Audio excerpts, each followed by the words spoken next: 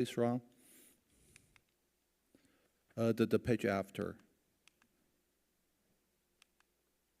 There's a few things. I want to know why this business, as they propose, use the herbal ball to apply to the body for some therapeutic purpose, is considered a massage parlor. So the chapter of the code that regulates massage has a definition of massage, and in that definition, it indicates that any touching of the body constitutes massage. So that's effectively is the reason why it's by definition massage. So is chiropractor considered a massage service as well? Great question, thank you. Actually, the code has exclusions from the massage definition for medical businesses. Okay. Yeah, I'm very familiar with this type of setting, and also I read the staff information. I understand this practice is generated from Chinese traditional medicine.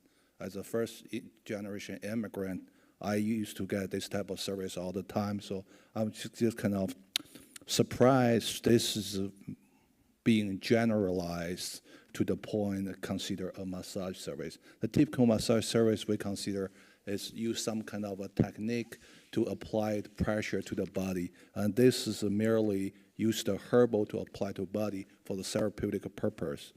And got you. Yeah, thank you. And again, trying to be objective with the information here. So some of the arguments were saying, well, we got a whole bunch of massage establishments. Well, does the Planning Commission ever limit a certain type of business because of the number that we have in the city? The city has no limits on any types of business that I'm aware of. That argument kind of goes by the wayside for me.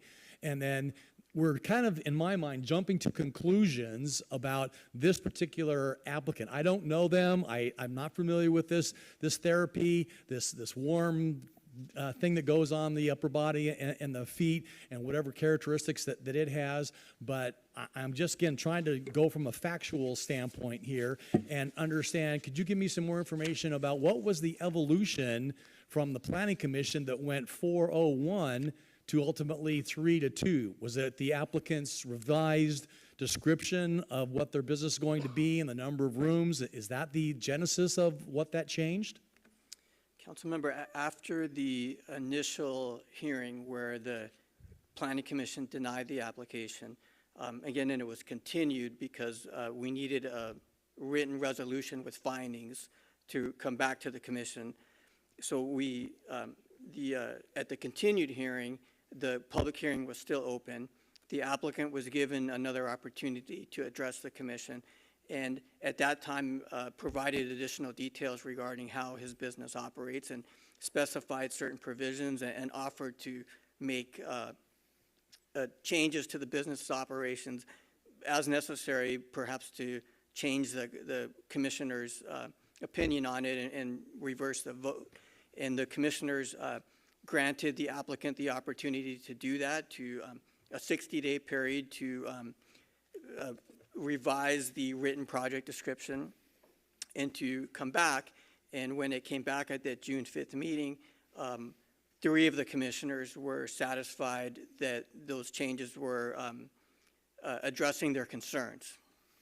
And so there was another vote, Okay. and the vote was for approval. Well, I know we have some very strong commissioners that really know this even better than we do. So for their recommendation to come back and change says something to me. And I know this is an emotional issue, and I'm trying to look at this as an objective, fact-finding body that we're charged with doing here and figure what the decision is going to be based on the information that we have. So that's just a statement I'd like to make. So, Ron, before anybody. First, one of the public speakers commented about the multiple marijuana dispensaries and how long the city struggled with that, and I was there for quite a bit of it, I would say. And that the longevity of that was not because the city didn't make every possible effort. We were a no from go for every dispensary that ever showed up. But as you might imagine, it is a long and complicated legal process that we have to go through property owners may be supportive or not, et cetera. So it's a very complicated thing. I wished it didn't take as long as it did, but it did, and we did it many times over, as for those who've been following the city know well. And so I sort of put it into a separate category because those were illegal from the go, and we fought them from the beginning and always were trying to close them down. I think that's a fair summary.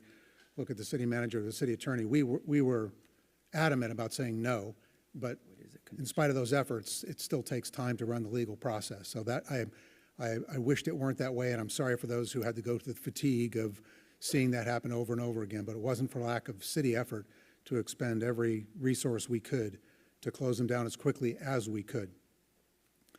The thing I hear a little bit in here is this idea that there are some massage establishments that have a checkered history, and therefore that should wash over to all of them. And I don't think that's consistent with what I believe we stand for as a country, that idea that you are guilty till proven innocent. That would seem to fly in the face that I'm going to condemn you or say you are undeserving because of what somebody else did. That seems pretty unfair, and I don't know what the numbers are, but I think the majority, as far as we know, are compliant, and I'm looking for the city attorney. That's a fair summary. The majority of them, as far as we know, are compliant, and there are no issues of legality going on in the majority of them. Unfortunately, there are some bad actors, and when we find out about them, law enforcement does what it does, and we take the appropriate action. So I'm a little concerned that we are going to condemn somebody because of the actions of others. That seems to be antithetical to what we represent. We're not guilty till proven innocent. We're innocent until proven guilty. The idea that people live in close proximity to it and therefore that gives them some special authority, I don't think quite aligns. And again, this is one of those tough calls for me. Some decisions we make up here are easy to call. It's black and white, and it's easy. Some are gray, but we have to make black and white out of it. This is one of those circumstances where I understand the concerns of the citizens. But appreciate that. But we have to deal with the facts as they are and the circumstances. I wouldn't want somebody, if you wanted to open a business, to say, there's another one next door and they've had a problem, so I'm not going to let you have a business. That seems very unfair to do. If there are problems and they are discovered, then the actions will be taken. But I can't condemn this person who has no record of any illegality that I'm aware of. That's his right to be here, his or her right to be here or not be here. We want to condemn them because they didn't show up. We have a process, and we're following the process. And I appreciate that you don't like my views, and that's fair. But I'm uncomfortable that I'm going to deny somebody something when they themselves have not done anything wrong as it relates to the illegality. I know there was a tenant improvement issue. They're probably not the first and probably not going to be the last as a tenant improvement issue. And to extrapolate that to therefore they're going to do all sorts of other things, again, seems a little disproportionate for me. To build on Councilmember Serbo, I looked down this list, and I think that staff had highlighted, and they're highlighted on the screen, it's this compatibility, general welfare, and it seems like compatibility is the issue that is the one that we're focused on. The use will not create significant noise, traffic, or other conditions that may be objectionable, detrimental, or incompatible with other uses in the vicinity. I'm not sure I've heard that. If somebody can present that to me, I'm open to hearing it. But it creates noise. I haven't heard anybody mention noise. Traffic, well, we want commerce. We want traffic. We want people to come and use the businesses. So traffic in and of itself isn't disqualifying. Other conditions we can discuss. Objectionable, detrimental, or incompatible. I don't find noise traffic to be objectionable or detrimental or incompatible. It's a commercial business. It's what they do. They want people to come and go. In this case, to the comments made earlier, it seems like it's going to be a relatively small number. I could understand more if we thought there were going to be numbers as there were with the marijuana dispensaries, which probably had large numbers of people coming and going the whole time. Nobody's presented any information that I've heard that speaks to the large volume of vehicles that are going to show up going in and out. Nobody's presented that information to me. And so for those reasons, I'm struggling as Councilmember Serbo to deny it because I have nothing to hang my hat on that I can see. And again, I'm not prepared to condemn these people or deny something because of the behavior of others. That seems disproportionate and inappropriate, frankly. I'm open to discussion Yeah, further. Thank you. Thank you. Thank you, Robert.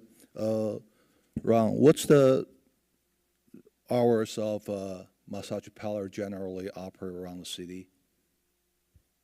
Generally speaking, the business hours of the massage parlors.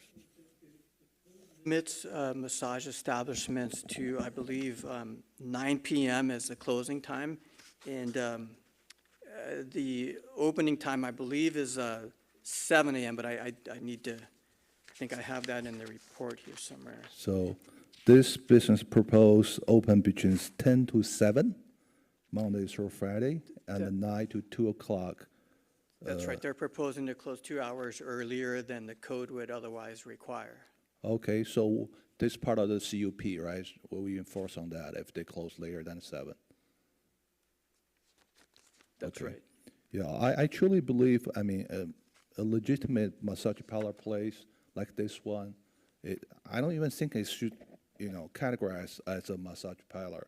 I mean, it basically is a personal care place, but it's a good therapeutic place, and it's a place of peace, recovery, and quietness. I think by the facts I have here, if the applicant operate on that, it would be truly a peaceful place, and the business come into the neighborhood, and it will be good for all the neighborhood. And also, I read the application there, so does the applicant speak